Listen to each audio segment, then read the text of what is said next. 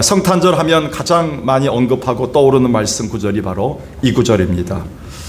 다시 한번 우리 10절, 11절, 14절 한번 보겠습니다. 천사 가브리엘이 나타나서 이렇게 얘기합니다. 마리아에게 무서워하지 말라. 보라, 내가 온 백성에게 미칠 큰 기쁨의 좋은 소식을 너에게 전하겠다. 그러니까 예수 그리스도 오셨다는 것을 얘기할 때 장황하게 설명하지 않았어요. 너에게 미칠 온 백성에게 누릴 수 있는 기쁨의 소식을 전하러 왔다, 이렇게 얘기합니다. 그러면서 11절에 구주가 나셨는데 예수 그리스도이시다, 이렇게 얘기합니다. 그러면서 오늘 우리가 아까 읽었던 14절인 것처럼 오늘 예수가 오심이 하늘에서는 하나님이 영광되는 기뻐한 날이고 땅에서는 그 영광을 기뻐하는 자들이 모두가 기뻐하는 평화가 있는 날이다 라고 얘기합니다. 결국 하늘과 땅이 다 기뻐한 날이 예수가 오신 날이다 라고 선포한 것입니다. 왜 그럴까요? 조금 전에 불렀던 우리 115장 부르진 않겠지만 가사를 보겠습니다. 기쁘다 구주 오셨네, 만백성 맞으라. 누가 다 일어납니까? 먼저 온 교회가 일어나요. 예수 그리스도가 세우셨던 교회가, 온 성도들이 먼저 일어나야 됩니다. 그래서 오늘 우리는 일어나서 예배를 드렸습니다. 그리고 다 찬양하여라, 다 찬양하여라, 다 찬양하여라. 그래서 성탄은 가장 무엇보다도 가장 중요한 것은 선물이 아니라, 성탄절은 어떤 케이크 파티가 아니라, 촛불을 끄는 의식이 아니라, 성탄절 하면 뭐냐면 뭐가 떠오릅니까? 예수가 오신 것이 우리에게 기쁨이란 선물이다. 그래서 우리에게는 기쁨이란 선물을 주시기 위해서 예수가 오셨다는 것 자체를 우리에게 설명하고 있습니다. 그런데 안타까운 것은 개혁주의 신앙의 본고장인 스코틀랜드나 영국 사회조차도 크리스마스란 말이 사라졌습니다. 어느 때부터 윈터발이라는 말이 나옵니다. 윈터발이 뭔가 겨울 축제가 생겼습니다. 오늘날 한국 교회도 선물을 주는 날, 어떤 교회는 좀 정신 나간 교회라고 할 수 있는데 주일학교 아이들을 성탄절로 가르치면서 산타크로스 오신 날이라고 가르치더라고요. 충격을 많이 받았습니다. 국민일보에서 그거를 어느 분이 쓰면서 너무 마음이 아픈 날이에요. 산타크로스가 오신 날이랍니다. 예수가 오신 날인데도 우리 부모된 우리가 자녀들에게 선물을 줄 때도 분명히 우리가 예수님 때문에 기쁨이다 라는 것을, 그래서 선물인 것이다를 상기시켜 주지 않으면 아이들이 힘듭니다. 조금 전에 우리 현서가 기도할 때 예수 그리스도가 오신 모습을 다시 생각해 봤습니다. 한창 창창한 우리 대학생 윤식 형제가 기도하면서 얼마나 이 시대를 보는 눈, 교회를 보는 눈이 정확합니까? 정확한 기도입니다. 하나님께서 분명히 어린아이부터 노년아이까지 이 땅에 오셨던 예수 그리스도 오신 이유를 분명히 기쁨이라고, 우리에게 하나님의 소망이라고 말하고 있습니다. 그렇다면 오늘 이 시간에 우리가 성탄절을 맞이해서 예수 그리스도 오심이, 성탄절이 왜 우리에게 기쁨이란 선물이 되겠는가, 세 가지를 꼭 기억하시기 바랍니다. 첫 번째 한번 읽어볼까요? 시작. 우리에게 하나님의 큰 사랑이 나타났기 때문에. 그러니까 성탄절이 왜 기쁘냐? 하나님의 큰 사랑이 나타났다. 요한복음 3장 16절 한번 읽어보겠습니다. 시작. 하나님이 세상을 이처럼 사랑하사 독생자를 주셨으니 이는 그를 믿는 자마다 멸망하지 않고 영생을 얻게 하려 하심이라. 자, 여기까지입니다. 하나님이 우리를 너무 사랑한 나머지 이처럼 사랑하사, 이처럼 사랑하신 그 결정체가 뭐냐면 17절. 하나님이 그 아들을 세상에 보내셨다. 세상을 구원받게 하기 위해서 아들을 보내셨다. 여러분, 쉬운 일이겠습니까? 하나님의 유일하신 독생자 예수 그리스도를 우리를 위해서 대신 죽이기 위해서 이 땅에 대신 보내신 날이기 때문에 하나님의 큰 사랑이 나타났다는 겁니다. 그래서 학자들은 여기 이처럼이라는 말, 하나님이 세상을 이처럼 사랑할 때 이처럼이란 말이 헬라어로는 후토인데, 후토란 말은 뭐냐면 이와 같은 방식으로 이렇게까지 사랑하셨다. 이렇게까지가 누구니까? 하나님이 자기 아들 예수 그리스도를 주시기까지, 아들을 죽여서 우리를 살리시기까지 하면서 사랑하신 날이다. 그래서 성탄절은 가장 중요한 게 뭐냐면 하나님이 우리에게 이처럼 사랑하신 하나님의 큰 사랑을 베푸신 날이다. 이렇게 우리는 성탄을 받아들여야 됩니다. 그 결정체는 예수 그리스도입니다. 그래서 요한일서 4장 9절 10절에서 이렇게 얘기합니다. 하나님의 사랑이 우리에게 이렇게 나타난 바 되었으니, 여기도 후토가 나옵니다. 후토. 하나님이 사랑을 이처럼 보여주셨는데 그 사랑 보이는 게 하나님이 자기의 독생자를 세상에 보내셔서 우리를 살리는 날이었다. 사랑은 여기 있다. 사랑이 저기 있다 여기 있다 하지만 사랑은 다 메마릅니다. 사랑은 갈증이 납니다. 사랑이 무엇이냐고 물으신다면 눈물의 씨앗이라고 말하겠습니다라고 제가 말하지 않겠습니다. 그런데 사랑은 여기 있다 해도 사랑은 다 메마릅니다. 그런데 하나님이 우리에게 보인 사랑을 여기 있다라고 요한이 얘기했던 게 뭐예요? 하나님 우리를 너무 사랑하사 뭐야? 아들 예수 그리스도를 화목제물로 주신 날이다. 성탄절이 하나님의 큰 사랑이 있는 날이기 때문에 오늘 우리는 하나님의 은혜 속에서 기뻐할 수 있다 얘기합니다. 제가 살았던 그 동네가 홍천입니다. 우리 여기 새로 이제 나오셔서 같이 새벽기도 하시면서 기도하시는 우리 권사님 가족이 홍천이시더라고요. 그래서 홍천인데 그 홍천에 홍천강이 있습니다. 그리고 옆에 보면 팔봉산이 있습니다. 거기에 사고가 많이 나는데 몇 년 전에 일어났던 일이 있죠. 박모 씨가 모처럼 친척과 가족들과 함께 꿈같은 휴가를 홍천의 팔봉산 근처에서 홍천강에서 보내고 있었습니다. 아이들이 신나게 물놀이하고 어른들은 잠시 이제 그늘에서 담소를 나누고 있었는데 소리가 나는 겁니다. 그때 자기 아들과 조카들이 물에 빠져서 금리에 떠내려가고 있는 겁니다. 수영 좀 한다는 이 박모 씨는 본능적으로 일어나서 그 강물에 뛰어들어서 두 아이들을 구해내기 시작하는데 너무 힘들었습니다. 근데 조카 둘을 먼저 구해내고 다음으로 자기 아들을 구해내고 끝까지 아들을 묻에다 올려놓고 쓰러졌는데 온몸에 힘이 다해서 물에 쓸려가서 죽었습니다. 장례식 내내 그 누구보다 아빠로 인해서 겨우 살아났던 아들과 조카는 목매어 울기만 했습니다. 아빠가 자기 목숨을 걸고 뛰어들어 자기를 구해낸 그 큰 사랑 때문에 이들은 살았기 때문에 아빠의 관이 화장터에 가서 불에 태워지는 그 순간까지 계속 목매어 울었습니다. 눈물이 멈추지 않았습니다. 그리고 아들은 이렇게 말했습니다. 평소 아빠가 날 많이 혼내고 잘못하면 회초리까지 들어서 아빠가 싫었는데 아빠가 날 얼마나 많이 사랑하는지 이제야 알게 되었습니다 라고 얘기했습니다. 여러분, 이 아이의 아버지가 목숨을 걸고 물에 뛰어들었던 이유는 무엇입니까? 그거는 아들에 대한 사랑 하나 때문입니다. 그렇습니다. 그 누구도 우리 인간 여러분의 죄를 짊어지고 갈 분은 아무도 없었습니다.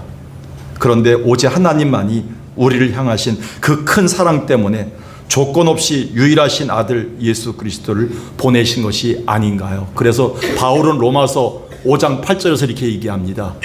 우리가 아직 죄인 되었을 때 그리스도께서 우리를 위해 죽으심으로 하나님께서 우리에 대한 뭐를 확증했다고요? 자기의 사랑을 확증해 주셨나이다. 오늘은 하나님이 우리에게 주신 큰 사랑을 확증하신 날인 줄로 믿습니다. 오늘 성탄절을 맞이해서 하나님이 우리에게 주신 기쁨이란 선물이 왜 왔는가?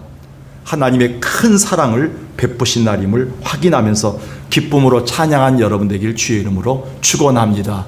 그 크신 하나님의 사랑 말로 다 형용 못하네. 1절만 부르겠습니다. 저 높은 별을 넘어 이 낮고 낮은 땅 위에 죄범한 영혼 구하려 그 아들 보내사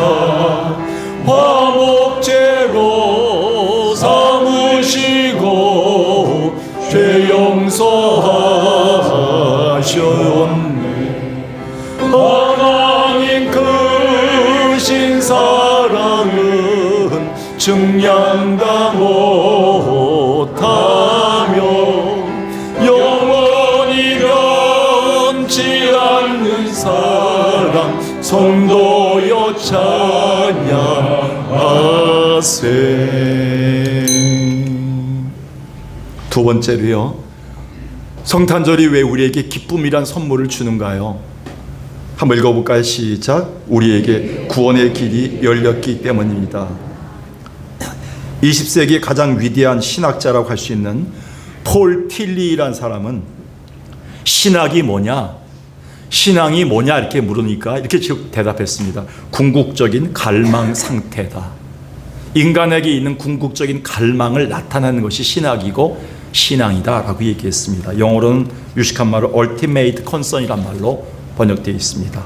즉 죄로 인하여 절망 가운데 빠졌던 우리에게 가장 원초적인 갈망이 존재하는데 그거는 피조물된 우리가 생명의 근원 되신 하나님께 나아가고자 하는 구원에 대한 열망이다 이렇게 얘기했습니다.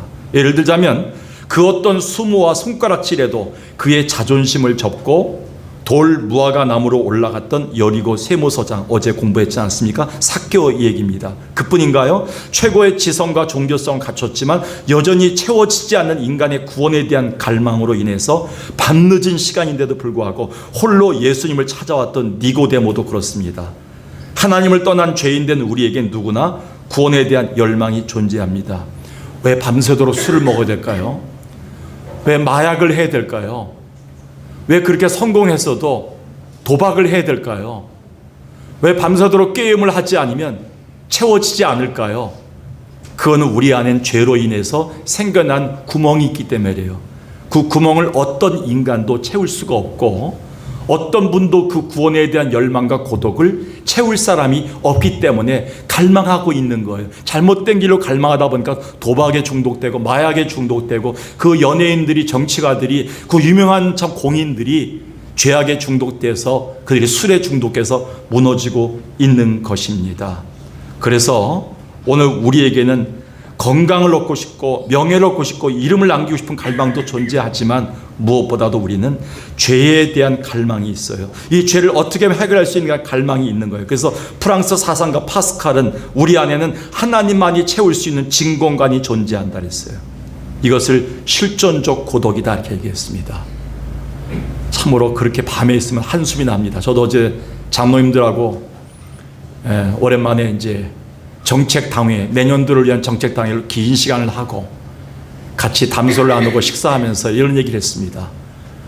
담임 목사님도 고독이 있을까요? 그래서 일주일 내내 준비했던, 특히 이번 주나 다음 주 같은 설교가 너무나 많은 거예요. 설교 돌아서면 설교 준비입니다. 책을 읽어야 되고 기도해야 되고 설교 준비, 설교가 혹시 흠이 날까 봐 예배 전에 그렇게 노심초사 기도하고 이 강단에 올라올 때가 많습니다. 근데 다 말씀을 좀 성도들은 좋아하고 은혜 받고 감사하고 찬양하고 돌아가는데 돌아간 자리가 너무 허무하다는 거예요. 그러면서 오장로님 말씀하시더라고요. 옛날에 교회를 관리하시면서 성도들이 다 빠져나가면 너무 허전하다는 거예요. 혼자 있으면. 저도 그런 심정을 요즘 보면서 우리에게는 이 갈망함이 있구나. 근데 가장 위험한 갈망함은 죄의 문제에 대한 갈망함이 채워주지 못할 때 우리는 천국의 보장이 되지 않는다는 것입니다. 어제 삭개오를 통해서 우리는 배웠습니다. 그런데 다른 이로서는 그 갈망을 채울 사람이 없었는데 베드로는 이렇게 선포합니다.